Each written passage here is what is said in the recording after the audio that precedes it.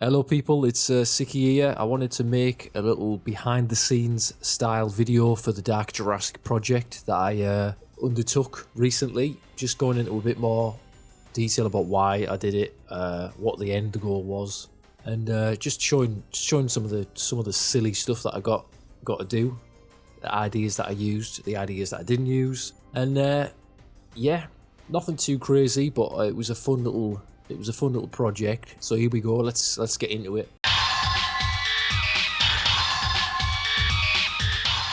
So essentially, this all started from there was a trailer released for the new Netflix Jurassic Park show called Chaos Theory. It's an animated thing from DreamWorks, and I was watching the trailer, and at one point it looks like the main character is on like a conspiracy Reddit, and that was like very funny to me. So I was like, I wonder if it exists, like this Dark Jurassic Reddit page where people are talking about conspiracies and it's all in universe. Kind of an interesting idea, and I was like, right, let's go and have a look, see if it exists. It didn't exist, so I thought, well, if I'm here, I might as well make it myself. So I did, and so I got to work trying to make it match what you see in the trailer. Now there's literally one shot of this website that is on, and you can see the title Dark Jurassic. It's in like an Arial bold font. Some little images off to the side, like there's a top secret folder, and so I thought I could do that.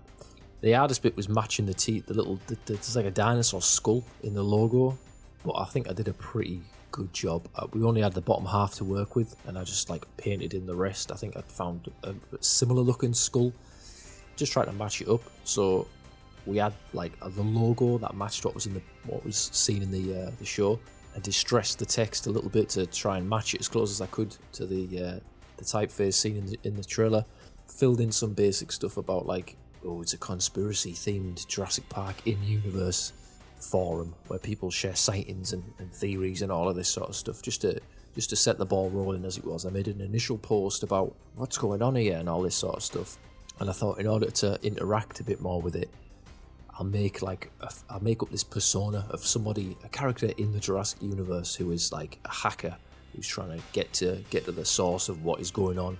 He's trying to grab files here. He's trying to leak documents there. He's getting to the core of the big secret, as it were.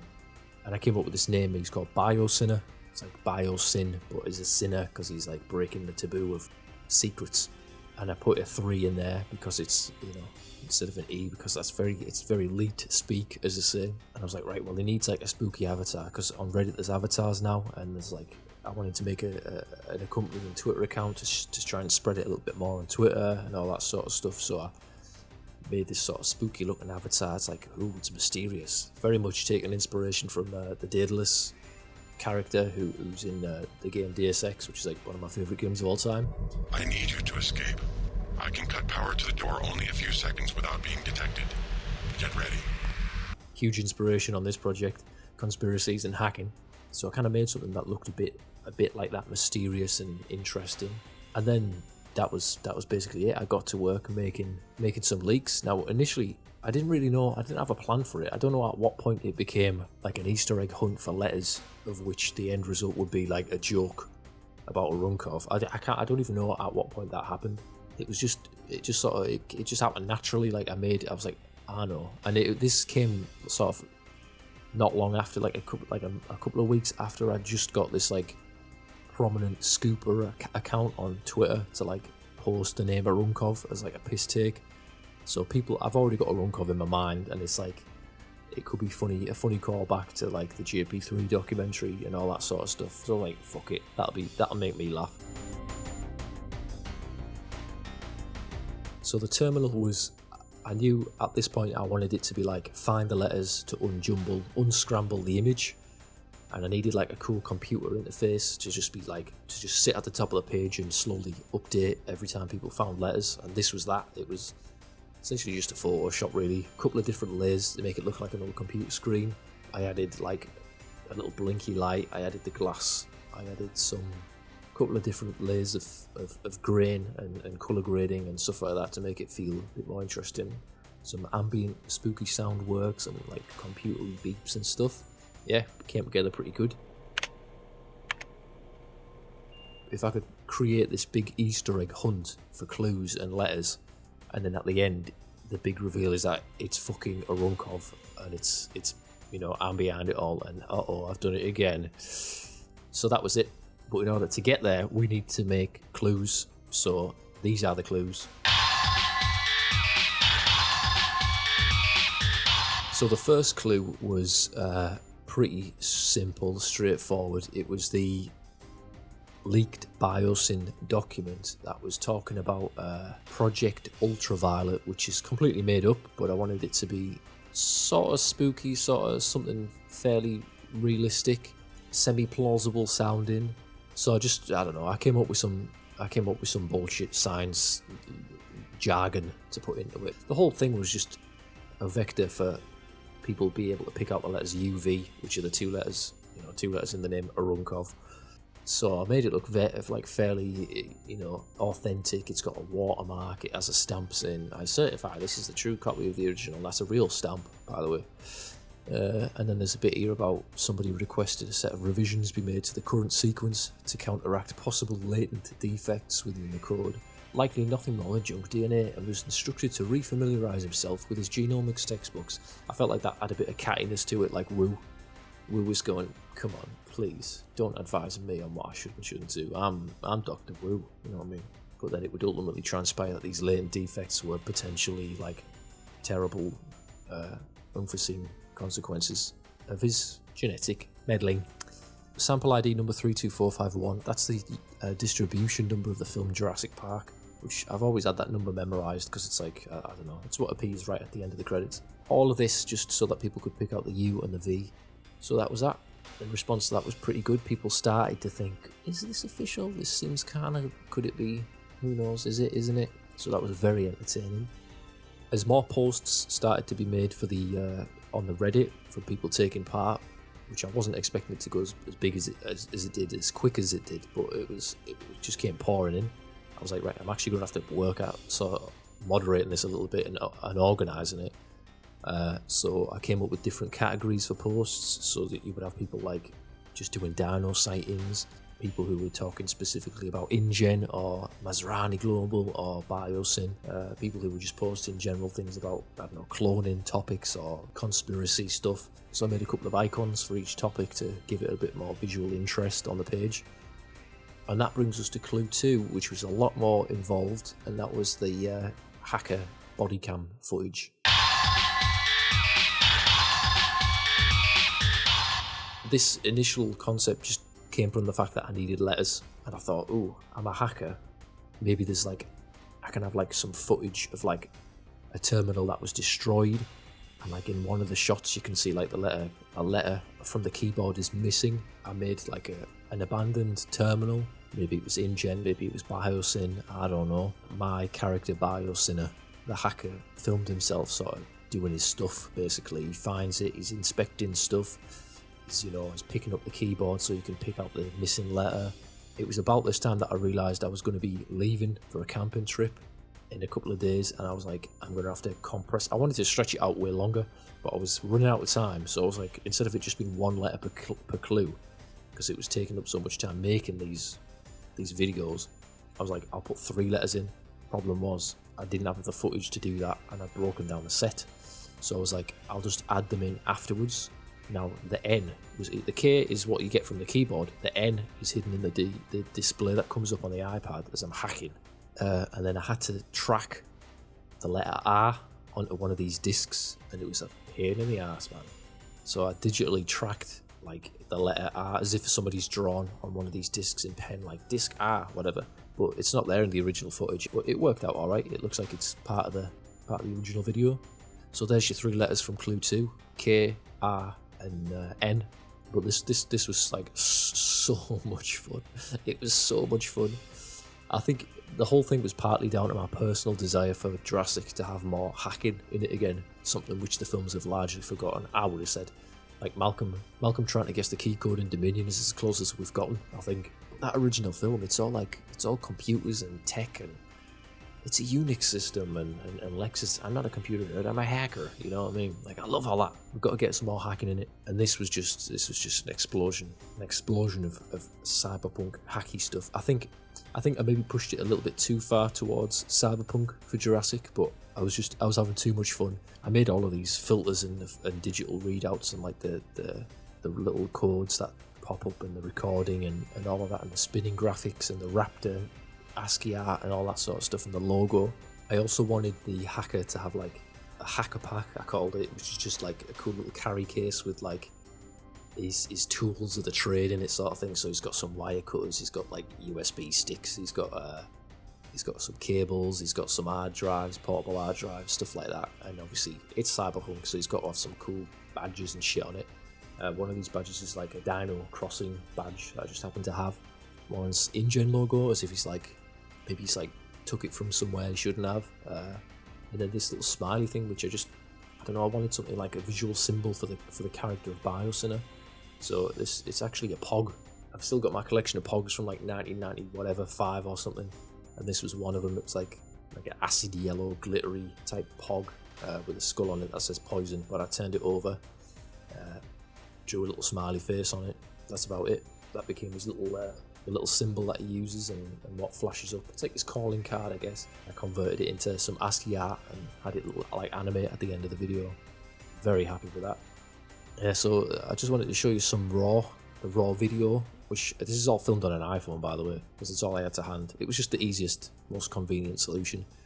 It's an iPhone in a gimbal, and then I mounted the gimbal to my chest so I could have both hands. Yeah, so here's the raw footage. You can see it still looks pretty good, but I knew that I was going to like grade and put some digital filters on it and digital distortion and degradation on it. I was going to end it with him like burning it down, like he was going to light a little thing and then throw it and stuff, and it was like, oh, he's going out with a bang, but it just didn't really feel like it was necessary at the end, so I cut that out. But the weird thing was, after I'd sort of finished editing it and was about to like upload it, I realised that it happened to coincide with the Matrix's 25th anniversary. Like, it was that day. Didn't have any idea that it was coming up, but I was like, I've just made the most cyberpunk hacky thing I've ever made, and it was just so happens to be the 25th anniversary of the Matrix, which is one of my favourite films of all time, so that was pretty good. In fact, it was even weirder because I happened to click onto Twitter and saw this post that you can see where it has the Matrix's 25th anniversary, and it has the actress Julia Stiles in it, and this is a double whammy. Talk about like weird coincidences and synchronicities. The two things I associate most with hacking in my brain is Matrix and the actress Julia Stiles, for a very like hilarious video that was taken from early in her career where she's on some like, I don't know what the show is, like a Nickelodeon show, and she talks about being a hacker, and it's the funniest fucking thing you've ever seen, and I'll play it for you now. How about letting me write about the hacker for the next issue? Do you know anything about hackers? Can you jam with the console cowboys in cyberspace? What? Ever read Neuromancer? Huh? Ever experienced the new wave? Next wave? Dream wave? Or cyberpunk? There you go. Console cowboys in cyberspace. I love that. I fucking love that. So I've just made the most hacker-themed thing I've ever made. I click onto Twitter, I see it's the Matrix 25th anniversary and Julia Stiles.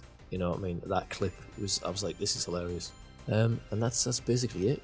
I think when I posted this clue was when people were starting to realise, like, one or two people guessed, I think this could be Sicky here, because it's kind of got his fingerprints all over it. It's his style, you know what I mean? Like all the glitchiness, all these little graphical readouts and logos that are glitched out and stuff. So I kind of knew people were going to start to suspect me at this point. So that was clue 2. Again, the response was hilarious. People found the letters. I think within half an hour, people had found most of the letters. So it was hard to guess whether it was going to be too easy or too hard. Like, I thought some of them would take ages, and then the ones that I thought would be easy, people couldn't find. So, but we got there in the end. And then that brings us to the final clue.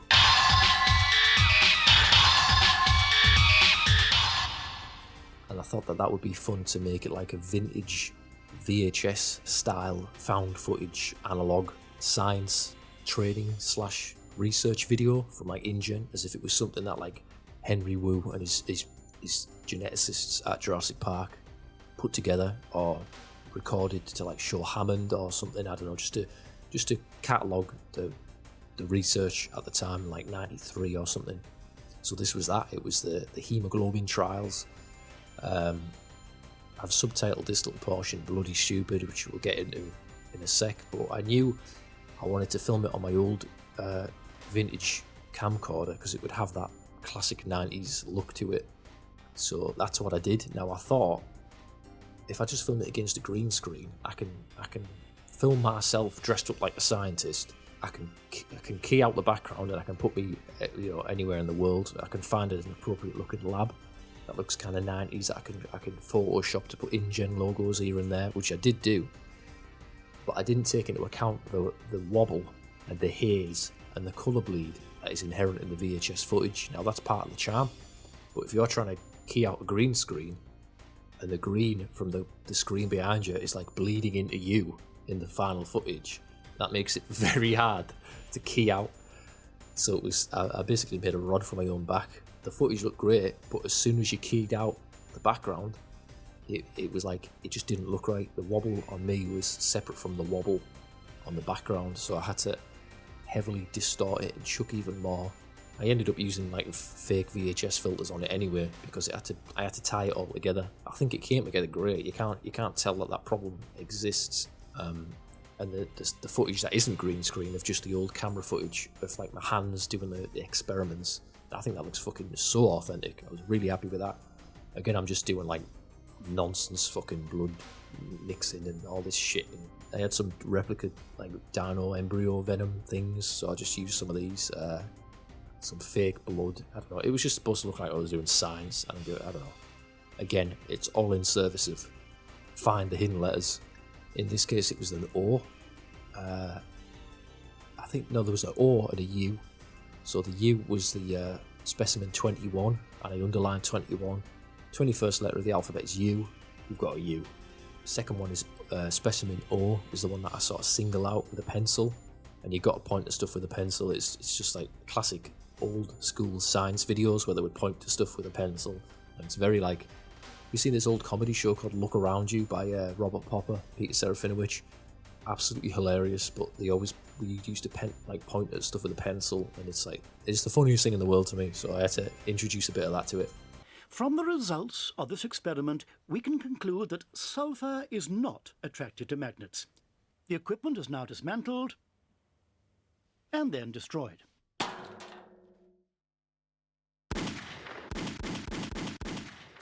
The one thing I wasn't happy about this was the audio. I was just going to distort it so that the audio was extremely like hazy, so it wouldn't matter what I was going to say and it would just be like visual. But then when I put it all together, I was like, it's massively missing like audio or narration. And again, time limits. I didn't have time to record anything. I could have just said it myself, so I wrote something, just sort of like scientific bullshit to sound like I'm talking about blood and shit. But I just used like a Microsoft Sam voice, and it sounded so shit, so I still had to try and cover it with like overlay it with like loads of haze and fuzz and white noise just to try and disguise it. So that's probably the one thing I would have changed about this, is I would have just recorded myself being a scientist and like, oh, the trial was like this and we did this and don't ingest this, because it would have just sounded better than using a fucking robot voice, you know what I mean? And then after that, it was the final reveal, the big reveal, which I had to edit and release. Literally, I was out of time basically. I was about to leave within an hour. I had an hour to completely edit it and put it all together. Now I knew that the reveal was going to be Arunkov's face was going to appear, and he was going to do a big evil laugh, and he was going to like explode out the computer. But I hadn't put any of it together, so I had an hour to make it, to put it all together. The computer frame, it inputs the code, it flashes green, then it spells it out in red. That would be the big reveal. It's Arunkov. I can't believe he's done it again. And then his face would appear and all that. So I kind of got it. I got the basics of what I wanted, but I wasn't happy with it at all, because it's very rough. Like I wasted so much time like breaking apart the fake computer screen into all these little chunks and having it explode that I didn't really get to. I didn't sell it enough, you know what I mean? He just sort of appears, glows green, and then starts laughing. But fuck it, put a little message at the end, you know. Then it was done, and so that was the big reveal. Unfortunately, I had to rush the final reveal video as I was about to leave for a week-long camping trip to Northumbria, where I visited some castles, country mansions, and I saw these fucking absurdly large prehistoric deer antlers called the Irish elk. Like, fuck's sake. Imagine this thing trotting around back in the day carrying these weapons on its head. It's just plain inconvenient. You can see how big they are because that's the largest currently living species of deer above it. Look how big. Vast. Absolutely vast. I couldn't believe it. So that was it. All of that work in service to make the punchline funnier. The Urunkov reveal was always the end goal, and I never strayed from that to making it anything else. The content and the stuff that people were coming up with put a smile on my face, and I actually had word that Universal Pictures and DreamWorks had heard about it and were following it, and I was a bit like, oh, because I was thinking like if Universal and DreamWorks are watching this, they might be like, oh, we like this, we like what he's doing here, this is pretty good, this. And then if I like go, haha, it was all a big joke for a Runkov, got you, they might be like, oh, he's fucking throwing that away. But I couldn't let the doubt win, you know what I mean? I had to stick to my guns. I set out to do a daft joke. I followed through on the daft joke, and I couldn't do anything else. That was it, you know what I mean? And that's what I've always done. It's always served me well to just do what you find funny. Do what you find funny. Don't worry about who might be watching it or who might be like turned off from it, whatever. Because you know what I mean. It's served me well. And if like it's like the documentary thing, the mockumentary about Jurassic Park 3. If I'd have made that a serious documentary, it'd have been like, okay, great. But that's not what I wanted to do. I wanted to make something stupid and something insane and something that I found funny as fuck. And that's what I did. And the things I gained from having made that the way I made it, yeah, you wouldn't believe me if I told you. So I could only ever, going forward, stick to my guns, stick to your instincts, and do what you find funny, what you find interesting. I could have made it a serious thing about the show, like the Netflix Camp Cretaceous Chaos Theory show, but I've got no interest in the show. I never had any interest in the show. It was all just in service of the punchline. It was all just to make the joke and make it be like, I want to make something hackery and something like to do with like a bit cyberpunk. I want to make something like Jurassic Park videotapes. I want to make something like, you know what I mean? It was just conspiracy based Jurassic Park silliness, and that's what I wanted to do. I don't really care about the show. I'm probably not going to watch the show. I hope people enjoy it. I hope it's good. But that was never I was never interested in making it true to the show. But the response was great. So, and I loved seeing the stuff other people were coming up with.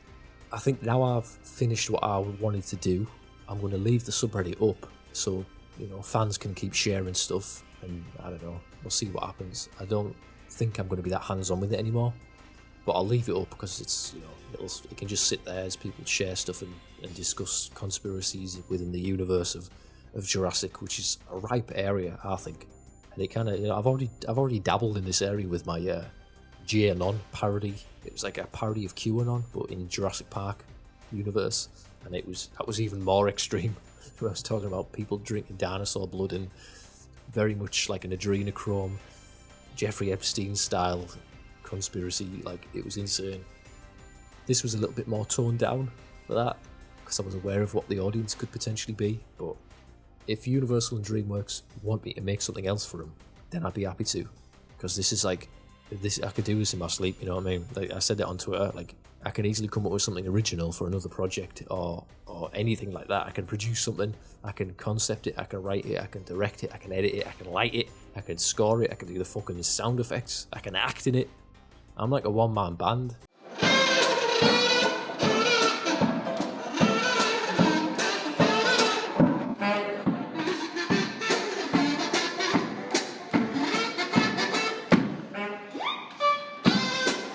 So that was the Dark Jurassic project revealed, as it were.